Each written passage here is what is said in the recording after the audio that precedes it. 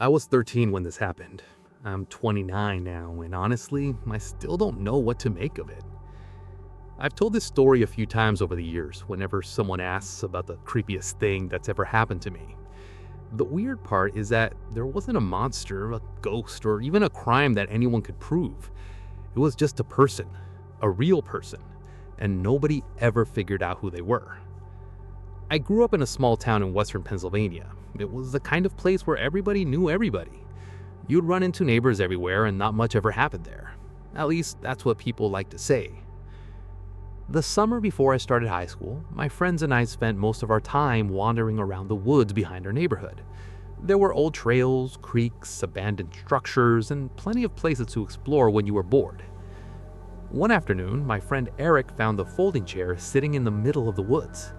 It wasn't near a trail or a campsite, it was just sitting there by itself. We laughed and figured someone must have dragged it out there. A few days later, we found the same chair again, but this time it was about half a mile away. Same faded green fabric, same rusted metal frame. Somebody had clearly moved it. It was strange, but not really scary. Over the next month, we kept finding it in different places. Sometimes it would be beside a trail, sometimes near the creek. Other times it would be sitting in a clearing. It became kind of a joke between us. Every time we went into the woods, someone would ask, "Wonder where the chair is today?" Looking back, I wish we'd paid a little more attention. After a while, we noticed something odd. The chair always seemed to be facing places where people spent time. Trails, clearings, the creek, spots where kids rode bikes. It almost looked like somebody had been sitting there watching. One day, Eric joked, "Maybe somebody lives out here." We laughed for a second, but then nobody really said anything. The woods were bigger than most people realize. There were old hunting cabins and abandoned sheds scattered around. The idea wasn't completely impossible. A few weeks later, we found more signs that somebody had been spending time out there. We came across empty food containers, bottled water, a flashlight, and a blanket in an overgrown clearing. None of it looked old. It all seemed pretty recent. We told our parents about it. Most of them figured it was probably a homeless person staying in the woods for a while. That explanation made sense, so nobody thought much more about it. Then school started, and the chair disappeared. We stopped finding strange things in the woods, and life pretty much went back to normal. About a month later, I woke up early on a Saturday morning. My bedroom window looked out over our backyard. While I was getting dressed, I happened to look outside and notice footprints crossing the grass. At first, it didn't seem like the big deal, but something felt off. Then I realized what it was. The footprints weren't coming from the woods. They were going toward them. It looked like whoever made them had spent the night somewhere inside the neighborhood and then left before morning. My dad saw them too. He assumed some kid had cut across our yard during the night, which sounded reasonable enough at the time. But later that day, one of our neighbors found similar footprints, then another neighbor, then another. By the evening, several families had found tracks crossing their properties. Nobody knew where they came from, and nobody had actually seen anyone. People started locking their doors more carefully. Nothing dramatic happened, but the mood around town definitely changed. There was just this feeling that something wasn't quite right. Weeks passed without answers. Then one afternoon, Eric called me and told me to come over. When I got there, he showed me a photo from a trail camera his family had set up behind their house after finding the footprints. The camera had captured a person. There was only one image and it was pretty blurry. It had been taken around 3 a.m. The photo showed a man standing near the tree line looking toward the house. You couldn't make out his face. But one detail stood out immediately. He was carrying the same green folding chair we'd been finding all summer. That was the moment everything stopped feeling like a joke. The photo was given to the police and they started looking into it. Officers searched parts of the woods, volunteers helped, and everyone in town had theories about who the guy might be. Nobody had any answers. Eventually, sightings kept happening. Someone would see a person near the woods late at night. Somebody else would find fresh footprints. Another homeowner would notice movement near their property. The descriptions were always basically the same. An adult man wearing dark clothing, nothing unique enough to identify him. Nobody ever got close enough to figure out who he was. Then winter came, and everything stopped. No more footprints, no more sightings, no more chair, nothing.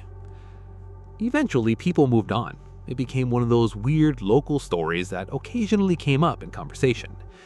Years passed. I left town, went to college, started working, and mostly forgot about it.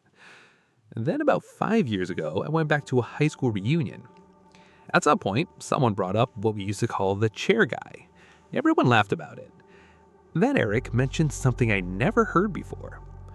About a year after I moved away, another trail camera captured a photograph. Different neighborhood, different property, same woods, same chair. The image was even worse than the first one. The person was mostly just a silhouette, but there was enough detail to recognize the chair.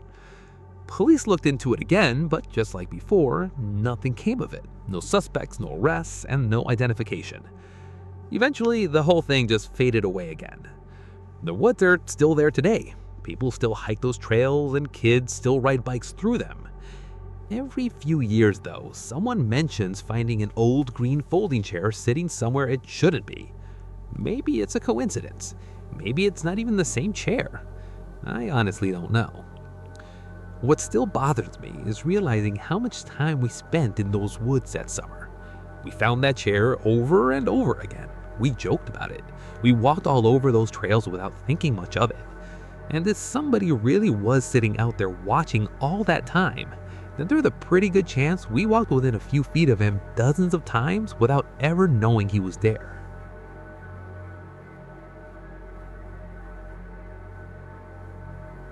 I think the creepiest thing that ever happened to me was when I was around 14.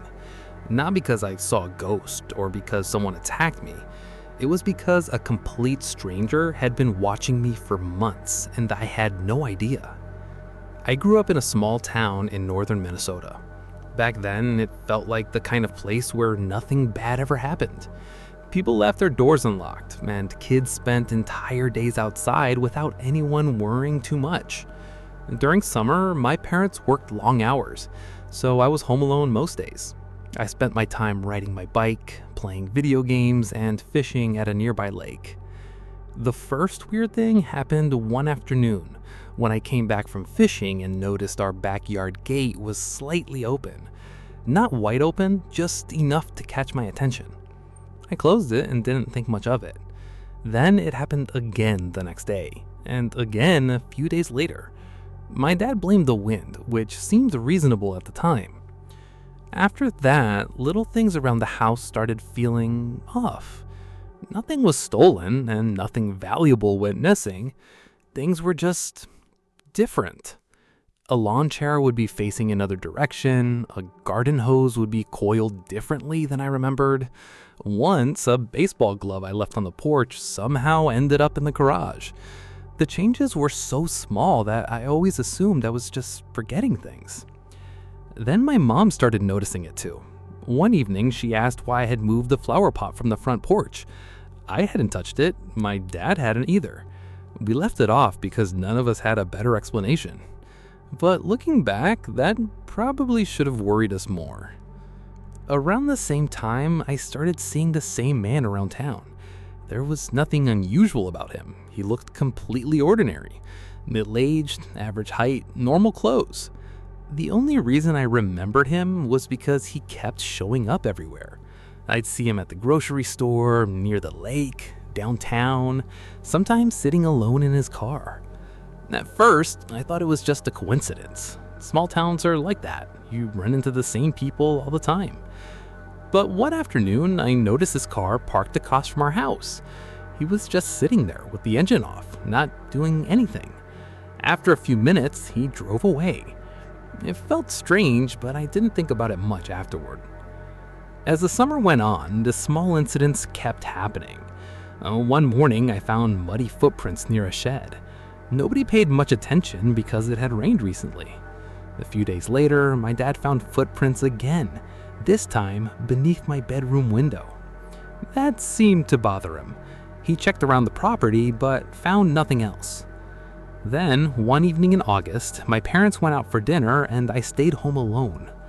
Around sunset, I heard a metallic noise outside, like something lightly hitting the fence. I looked through the window but couldn't see anyone. The backyard was empty. Then I noticed the gate again. It was open. For some reason, seeing it open that night made me uneasy. Maybe because by then, it no longer felt random. I locked the back door and went upstairs. The next morning, my dad found fresh footprints coming from the woods behind our property.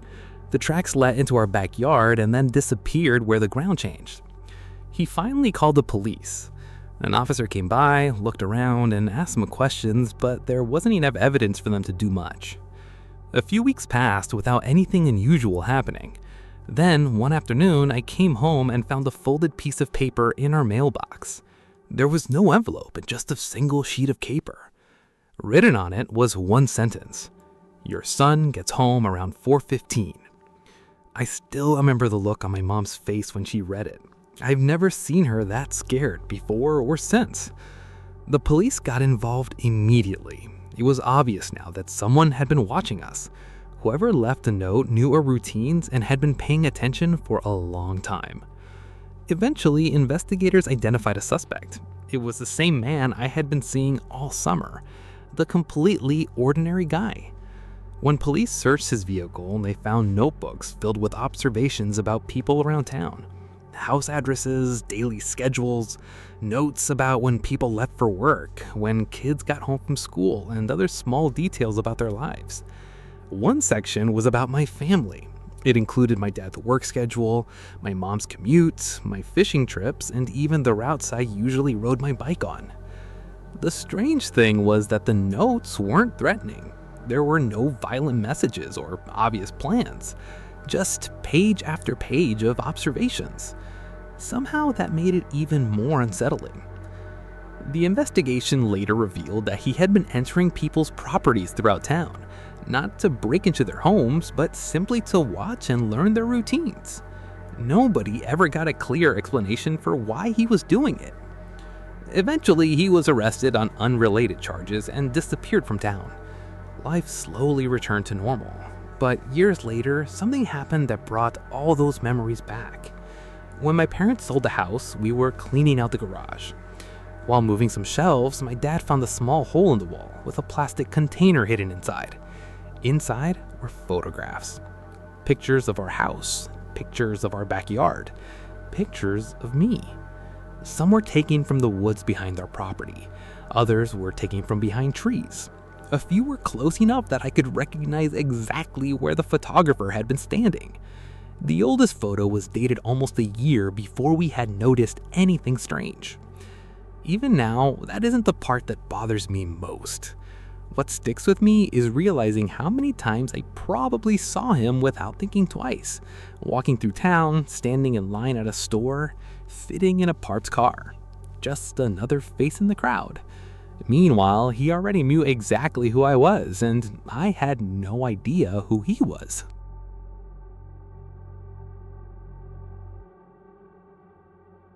This happened last year when I was 26.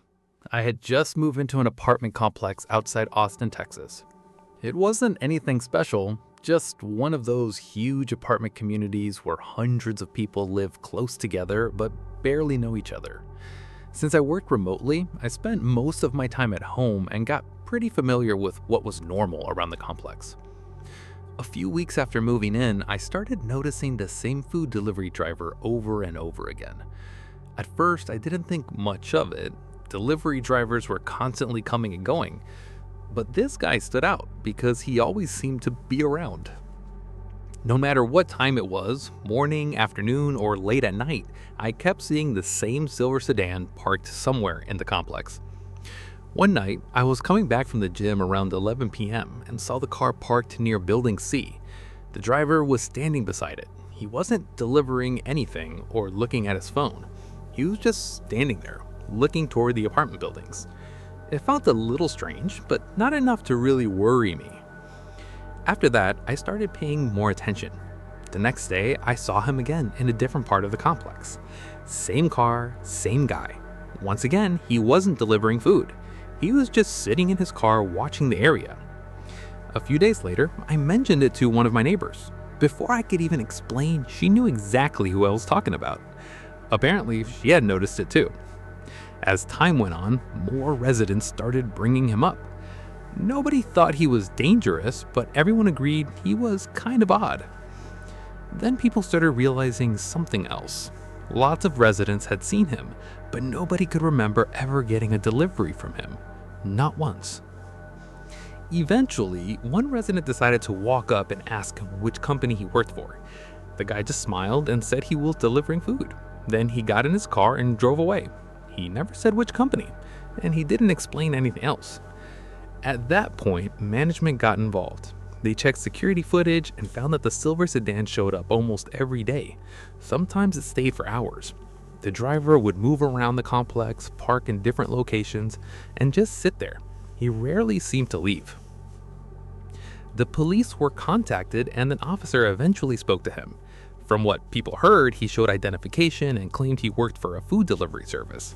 Since he wasn't breaking any laws, there wasn't much anyone could do, and the situation pretty much ended there.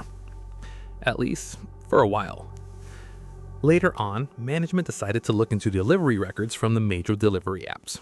They wanted to see how often drivers were actually coming through the complex. That's when they found something strange. There were plenty of legitimate deliveries, but none of them were connected to the silver sedan. Not one. As far as anyone could tell, the driver wasn't associated with any delivery account, service, or company. Nobody could find any record showing he had ever delivered food there, at all. After that, people started feeling genuinely uncomfortable. The sightings continued for about another month, and then suddenly they stopped. The silver sedan disappeared, and nobody saw it again. Eventually, everyone moved on and the story faded away. Then, about 6 months later, a new resident moved into my building. One evening, we were talking outside when he mentioned something that immediately got my attention. Before moving here, he had lived at another apartment complex across town. According to him, they had a strange food delivery driver there, too. Same silver sedan, same delivery bag, same habit of sitting in parking lots for hours. What still bothers me is that nobody ever figured out what he was actually doing.